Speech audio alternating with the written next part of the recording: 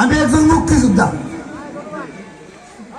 আমার বাড়ি চমকপুর, আমার গ্রাম চমকপুরে ঘাগড়া ইউনিয়নের সবচেয়ে বেশি মুক্তিযোদ্ধা, যার জন্য আমি আশা করব আমাদের চমকপুরে সর্বোচ্চ ভোট আমাদের ইউনিয়নের অন্যান্য কেন্দ্রের তুলনায় সবচেয়ে বেশি ভোট আমাদের চমকপুর কেন্দ্রে আসবে।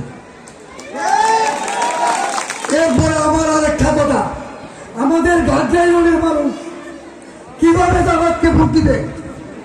আমাদের ঘাগড়া বাজারে একজন শহীদের লাশ এখনো কবরে সাহিত্য। আমাদের দুবাজুরায় 21 জন মানুষকে এই পাক বাহিনী হত্যা করেছিল। সেই এলাকা, সেই জামাত আজকে কোন সাহসে আমাদের কাছে ভোটের জন্য আছে? আমি একজন মুক্তিযোদ্ধা হিসেবে আপনাদের কাছে জিজ্ঞাসা করছি।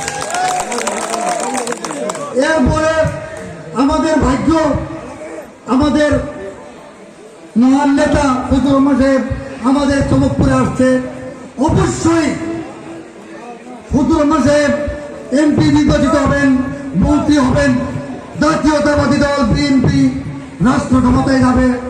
আমি চমকপুর ঘাগড়ার পক্ষ থেকে ওনার কাছে দুটা দাবি জানাচ্ছি। একটা হচ্ছে আমাদের চমকপুর থেকে যে এই জিও রাস্তা, এটার মধ্যে হাজার হাজার একর জমিন, এটাকে সাবমার্সিবল করার জন্য ঘাগড়ার থেকে একটা রাস্তা গেছে হাওড়ে, এই রাস্তাটা সাবমার্সিবল করার জন্য, এবং আমাদের চমকপুর মাদ্রাসায় একটা হোস্টেল করে দেওয়ার জন্য।